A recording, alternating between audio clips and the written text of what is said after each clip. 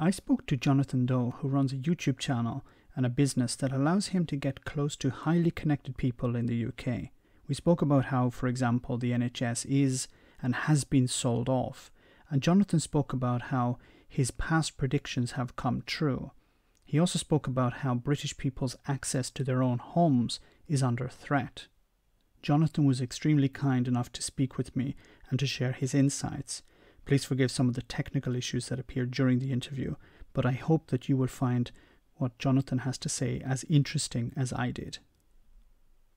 Okay, so I just want to ask you if you can tell me a little bit about yourself and your background in the NHS. Right, and how you work with the NHS. Okay, I'm John, live in the Midlands. I'm 40, just. I don't like to count them anymore.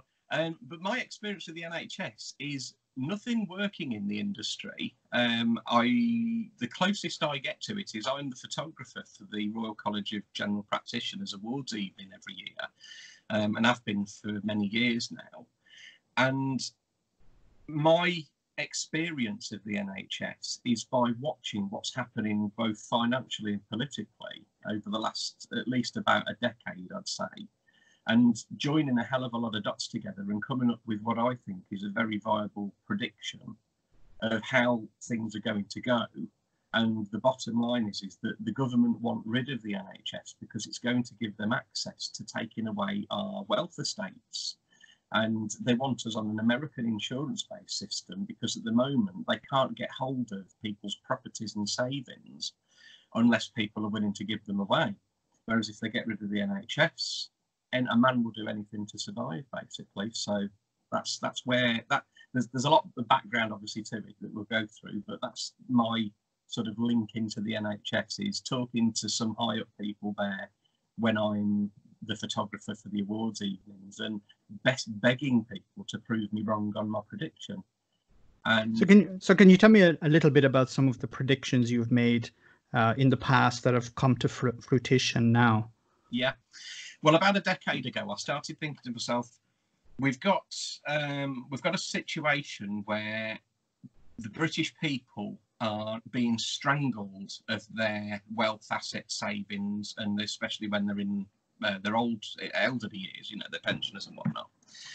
And the NHS is the keystone thing that's stopping the establishment, if you like, the government, from getting back houses and getting back people's savings.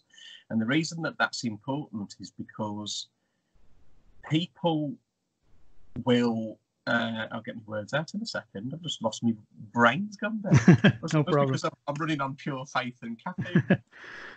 Well, basically, the British people are accustomed to owning properties and passing them down to the kids, and this is the big thing that the government want to get back.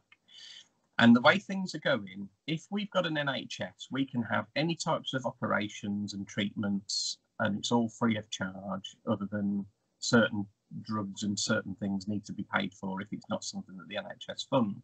But all your emergency treatment, diseases, heart attacks, all that sort of stuff, that's all covered automatically. And I predicted about a decade ago that we're going to end up losing our NHS because they'd already been cutting it up into trusts. You see these NHS Foundation trust signs outside different hospitals. And they're trying to push everybody towards an American-based system. So I had a look at what's going on in America, and people will go bankrupt just to survive. And a family with kids, if a kid becomes ill, the parents will go bankrupt. They'll sell everything up to keep the kids alive. And I just thought, well, if Britain didn't have an NHS, we would then end up putting our entire wealth estates of houses and assets at risk for the rest of our lives. Because if we own houses, we're going to be classed as rich in the eyes of the government because there's something for them to nick. Yes. We won't be able to qualify for free state medical care like America has. Medicaid, is it called? Yes. Medicaid. Medicaid. Yeah. So they'll split the country into two halves. You've got your rich people who will have to have some form of insurance, and your poor people that will probably get the scrapings of the barrel of whatever's left with big queues and big delays and, I don't know, not very good doctors or knackered doctors because they've been running 24-hour shifts and whatnot. And And I just started looking down this line of joining dot to dot of if this happens, then this can happen. And then if that happens, this happens. And then it's game over. And the principle of it is if the NHS goes, we will end up having our wealth estates at risk. We'll have to buy medical insurances. Those insurances that America already have don't cover the whole of a bill. I don't know whether you're aware of this, but if you break a leg and you need a couple of days in hospital, it could cost $25,000. Yes, definitely. And people are getting insurance policies that are only covering, say, 20, 30, 40, 50% of that bill. So you've still got to find $10,000, $15,000 out of your own pocket because somebody in your family broke a leg. And nobody really got that sort of money to just kind of hand out on a whim. And then there's other instances where people are having insurance policies that are refusing to pay. Oh, I'm sorry, Mr. Smith, but you're overweight. You've had a heart attack and you should lose weight and make yourself fitter. I'm sorry, Mrs. Smith, but you had cancer before the policy started. You're not covered for any cancers. And it just puts you at the sort of, well, the beck and call of the insurance company. And then I looked at other things as well. A lot of people in America, they phone their insurance company before they phone for an ambulance in an emergency. Because yes, that's definitely. They want to know what it's going to cost them.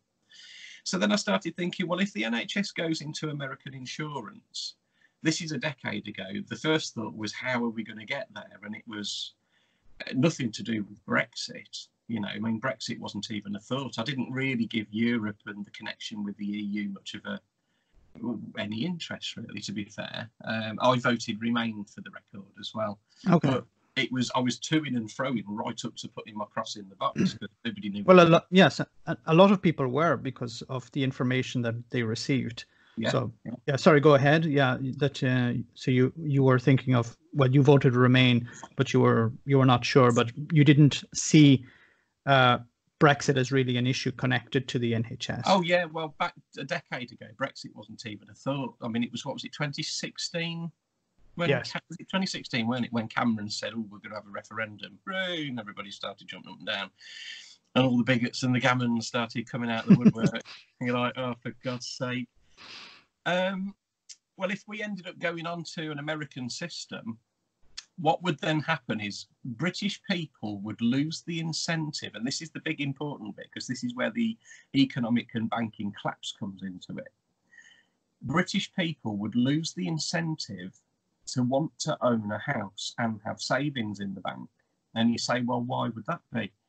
And it's because if you've got visible wealth that's on the record, you can't hide a house because your name's attached to it and everybody knows that it's yours.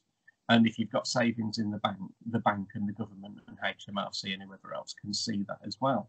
So the only way to stash stuff is pots of cash, or extract all your money and go down Brinks and buy gold with cash and take it out in a wheelbarrow and stick it in a safe. You know, those sorts of things. And the moment that people are unincentivized to buy and own properties is the moment that the housing market collapses. And then if the housing market collapses, the big 9 high street banks, they then start to collapse because they depend on selling our paperwork for, say, 10, 25 times the value of the amount of money that they said they'd lent you.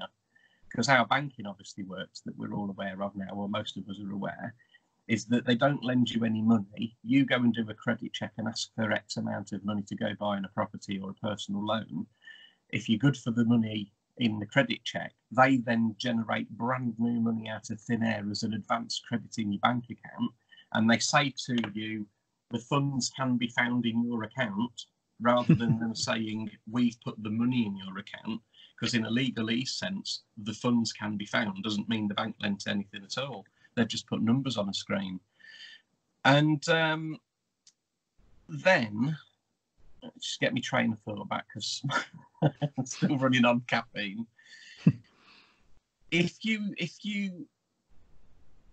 Well, when people see that the NHS would go and we'd have to have medical insurance, those medical insurance companies would immediately come after your assets as a grab. And there'd be, obviously, with this national database with everybody's medical records and everybody's everything records on as well, you can't hide the fact that you own something. So what would happen is people might move from buying into rent. Banks would then end up with much less customers to sell mortgage policies to, sell contracts. So they've got less paperwork to securitise as AAA portfolios to sell. So they start crashing down. And that's the first run on the bank, is less mortgage customers. But then it's twofold, because everybody with current houses and current mortgages, the house values plummet in price because no one's buying. And if no one's buying, nobody can sell. And it's a buyer's market. So you're trying to sell a £300,000 house and it's not going to sell. You're going to either sit pretty because there's no customers that are going to come and get the price that you want for it, or you're going to sell it at a loss if you're desperate. And then someone is going to profit from that, of course, because someone is going to see, okay, I'm able to buy 10 houses at a price that was, much less than it was 10 years ago. And, landlords who are going to take advantage of people renting are going to be, you're going to have much more cases of that. Yeah. You're going to have greedy landlords collecting up properties, and you're going to have the government sending agents out pretending that they're young yuppie couples that want to buy for the first time, and they'll come and pander their way in and butter people up and get the price that they want for it.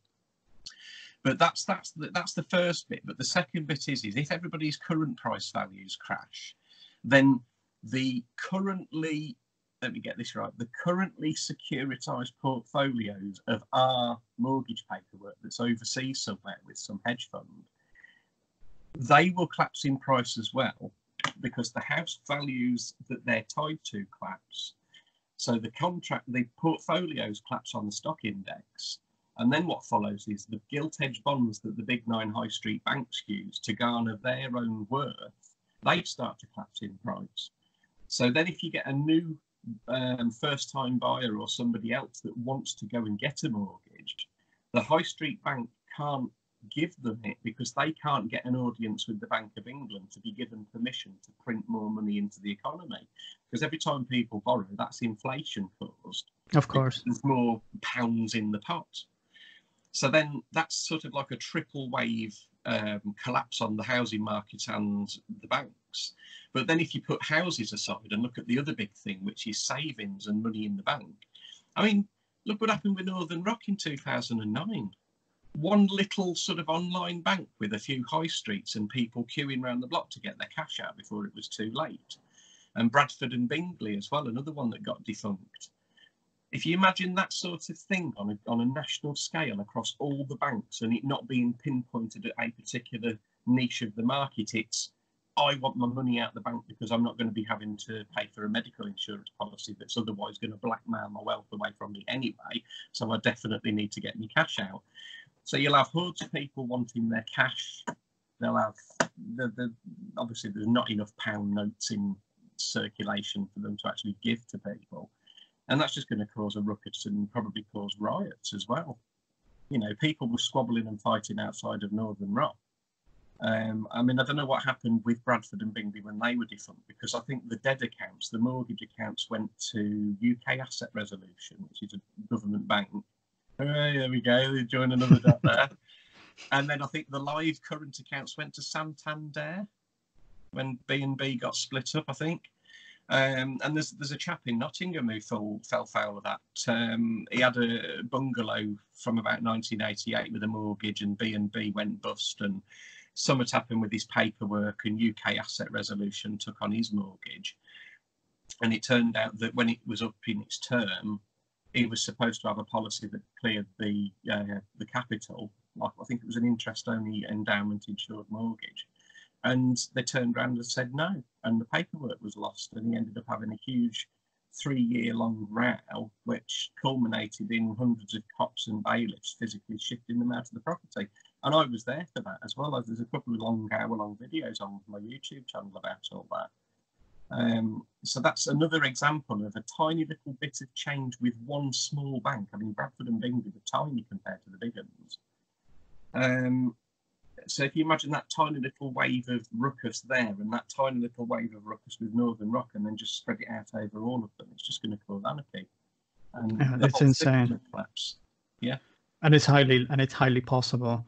How would you respond to back to the issue of Brexit? How would you respond to the what politicians, especially Boris Johnson, have been saying, that the NHS is not up for sale.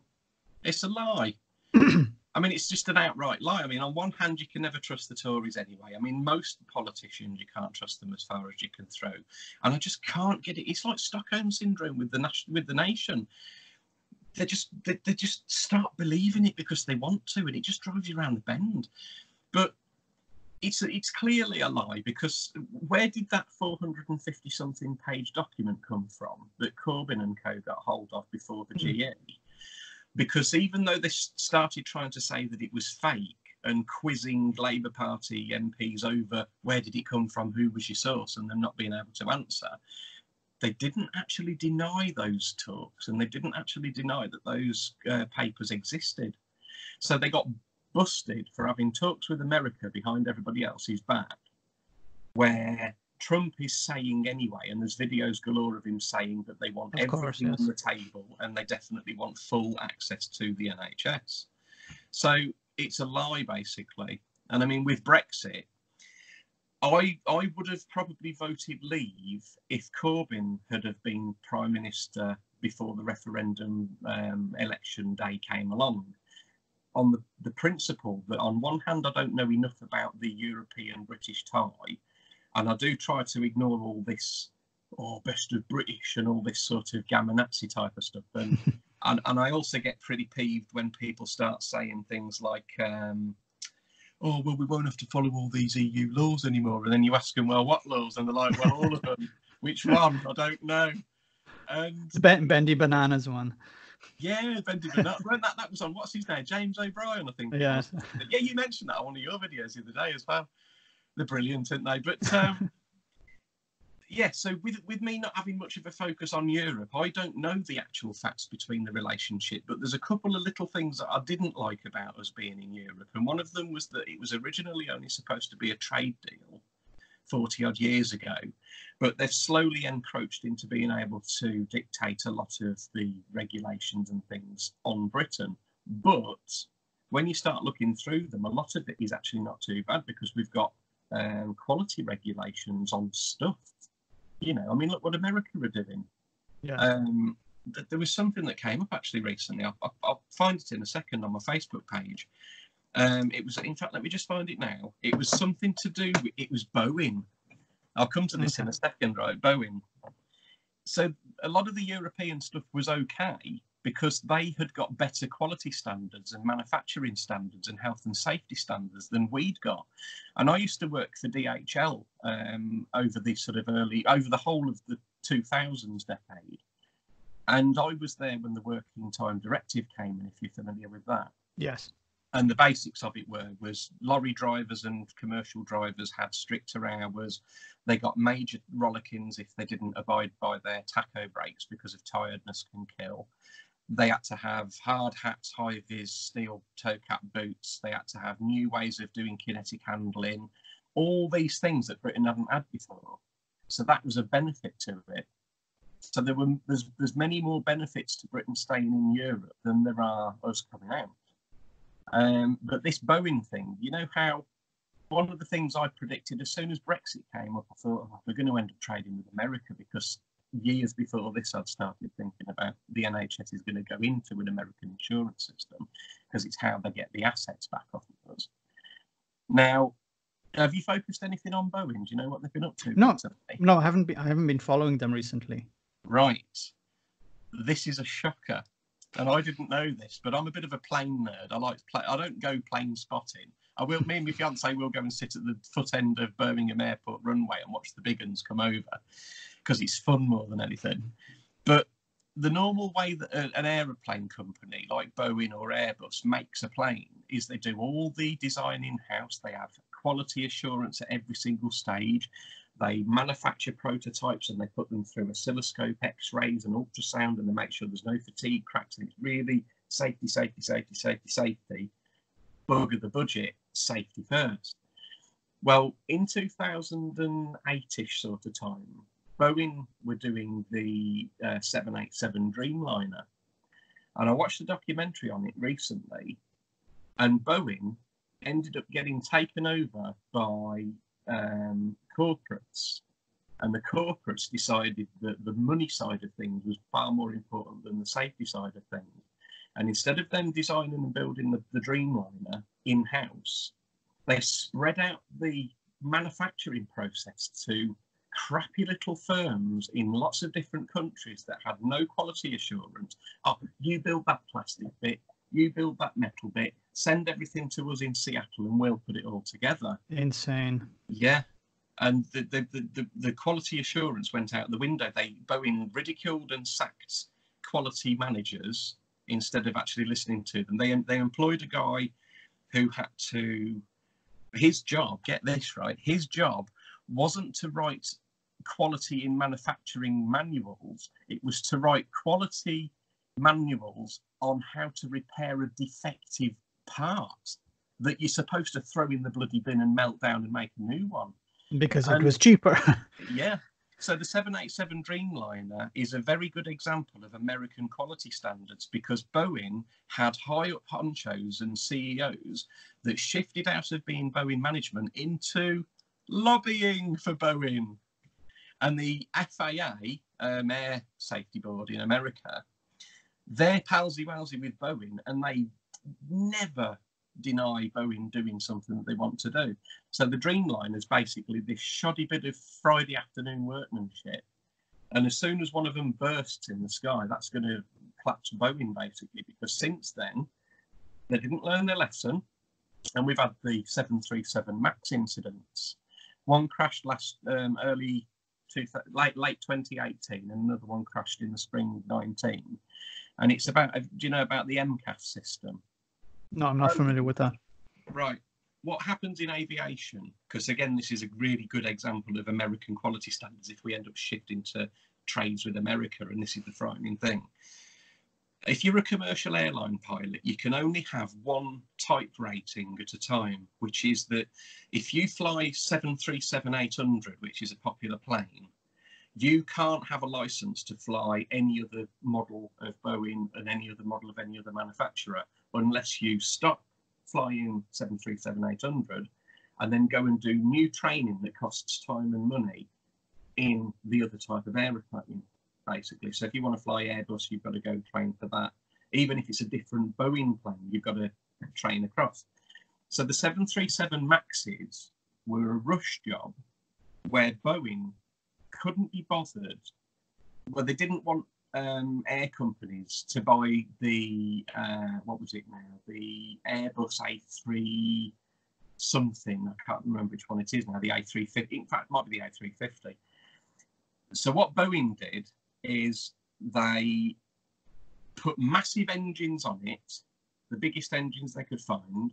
They had to fit them further forward and higher up, otherwise they'd scrape along the ground. And then they fitted this crappy system that alters the flaps, the tail end bit. I can't remember what it's called. The elevator, the front bit of the elevator, which is your stabilizer trim.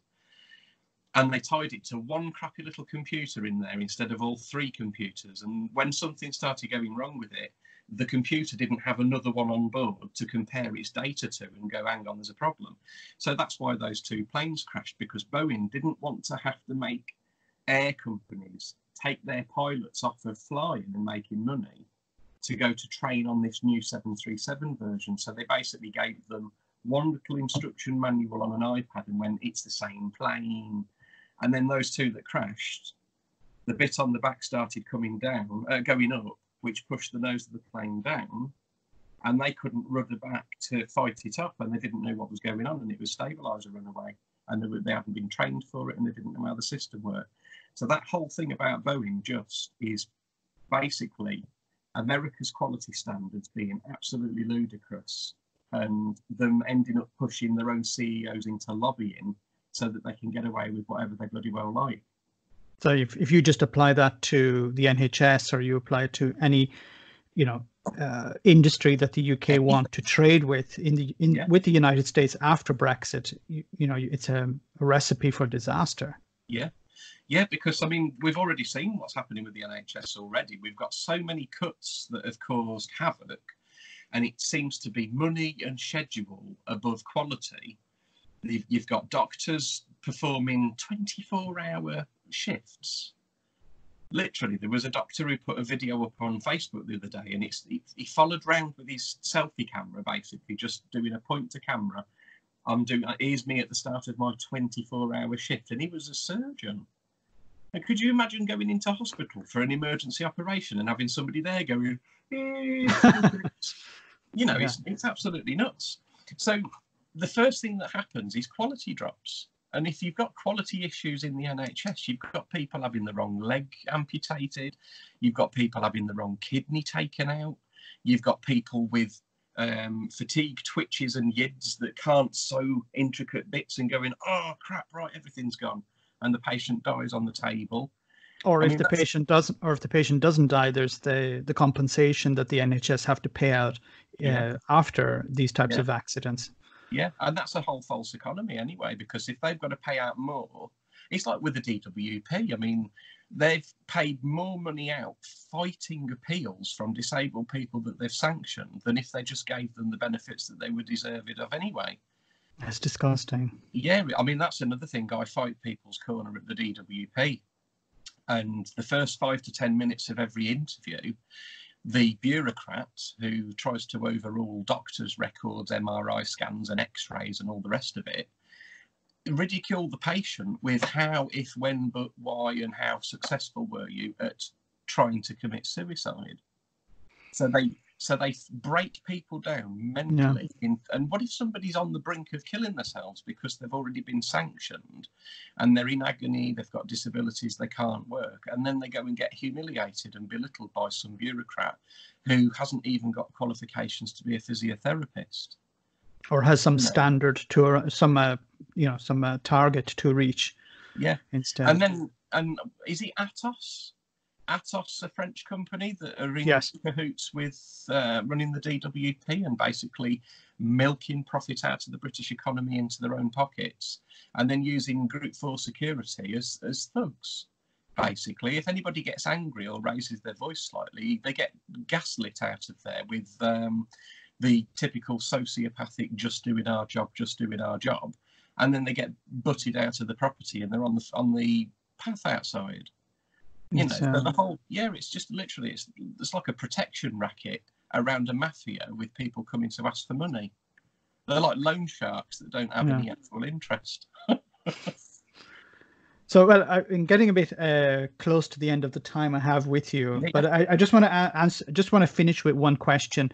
Are you optimistic or pessimistic about the future? For example, related to Department of Work and Pensions or the NHS or the people you've spoken to, the experts you've spoken to, are they optimistic or pessimistic about the future? Now they're all pessimistic after the general election, because I've kept in contact with quite a few different people as well, and because the Tories got in with such a magnanimous landslide, and I mean, I really do wish that Corbyn had honoured the Brexit vote, because that seems to be most of what it was about. But there were other things as well, like there was a faction of people that didn't like his border policies and a few other bits and pieces. But the optimism of the NHS is going down the pan, because the Tories have now got such a huge majority that they can just go at it like, they can basically just get away with everything that they want. And they never tell the truth. They always lie. And we know now, I mean, all the stuff that I know about it and the stuff that I've passed through economists, lawyers, doctors, city bankers, every time I tell this tale to them of my analysis and prediction, their jaw hits the floor. And the reason that these people who are already working in this industry, their jaw hits the floor, is because they didn't understand the bit about how banking and money works and how it's going to be an asset grab. But the thing that's saving us from it is that maybe the economists that are working in the Tory party, maybe they know that if they pull this one pin out, everything's going to collapse, and that might save us from actually losing the NHS. But realistically, I can see them sliding it in. I can see factions of it going over to insurance for broken legs. There you go. We'll have all the broken limbs. There you go. That's all under insurance now. And then another year it'll be, we've already got privatisation of the dementia and Alzheimer's side of things anyway. And that's literally raping the wealth away from the people that have got it. And I mean, I had a conversation with a middle-aged woman at a hotel when I was shooting somebody's wedding 2 months ago, and she cut me off with what I was saying and said, "My mum's in a care home, and social services physically took her against my will, and she's paying over £1,000 a week to die in a private care home when the woman herself could look after her." You know, so I can see more and more pockets just becoming privatised to the point where they'll privatise it to 50 and a bit %, and then it'll topple because we haven't got the control over it anymore, basically. Okay. And I think really what's got to happen is we've got to educate everybody to this economic collapse would happen if, because British people won't stand for the same system as what America has got. I hope you're right. I hope that, you know, people will reach out and start to, in a sense, educate themselves on what's currently happening, and hopefully it can be stopped. Otherwise, as you said, it's going to be a gradual process to a situation where, you know, they come after people's homes themselves. Yeah. And the moment they do that is the moment British people then want to pretend that they're poor. They won't want to buy and own houses because that puts them in the category to have their wealth estates ripped off them through medical insurance. They won't want to have savings in the banks anymore. Burglaries and things will go up if everybody's got a tin of money under the bed like Nana's got, because they can't have it to be seen that they've got it. Sure. And it's just going to get worse and worse and worse. And I want to stay optimistic, of course, you know, we all do. But where's my safety net that I pay tax and national insurance for?